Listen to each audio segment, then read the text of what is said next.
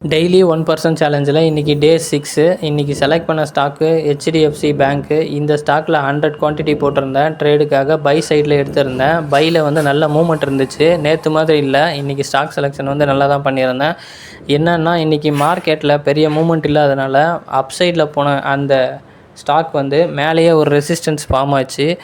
மேலே பிரேக் பண்ணும் அப்படின்னு சொல்லி நான் ஹோல்டு பண்ணி அப்படியே ஒரு நல்ல ப்ராஃபிட்காக வெயிட் பண்ணிகிட்டே இருந்தேன். ஆனால் அந்த ரெசிஸ்டன்ஸ் என்ன ஆச்சுன்னா அங்கேயே ஸ்ட்ராங்காக மார்க்கெட்டை வந்து அங்கேருந்து ரிஜெக்ட் பண்ண ஆரம்பிச்சிது.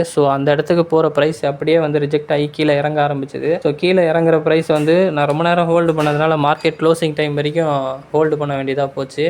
மார்க்கெட் ஆல்மோஸ்ட் வந்து இப்போ நான் பார்க்குற டைமிங் வந்து 240 அந்த மாதிரி டைமிங்கில் இருக்குது. இதுக்கு மேலே வந்து கேரி பண்ணாலும் நமக்கு வந்து ரிஸ்க்கு. மார்க்கெட்டும் ஃபால் ஆகிட்டு இருக்குது. சரின்ட்டு இந்த இதுலேயே போதும் அப்படின்னு சொல்லிட்டு நான் புக் பண்ணிட்டேன்.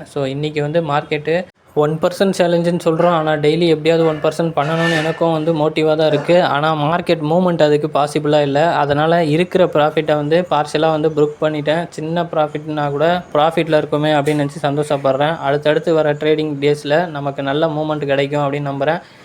இந்த மூமெண்ட்டில் நம்ம வந்து நல்லா கேப்சர் பண்ணியிருக்கோம். யாருக்குமே மார்க்கெட்டோட ஹை அண்ட் லோ, அதுக்கப்புறம் ரிவர்சல், இந்த எதுவுமே தெரியாது. நம்ம முடிஞ்ச அளவுக்கு நம்மளுக்கு தெரிஞ்ச சப்போர்ட் அண்ட் ரெசிஸ்டன்ஸ் போடுறோம், மார்க்கெட்டை ஃபாலோ பண்ணுறோம். ஆனாலும் வந்து மார்க்கெட் சம்டைம்ஸ் வந்து ரிவர்ஸ் ஆகுது. அதை ஒன்றும் பண்ண முடியாது. நம்மளால் முடிஞ்சதை கரெக்டாக கேப்சர் பண்ணிவிட்டு வெளியே வந்துடணும்.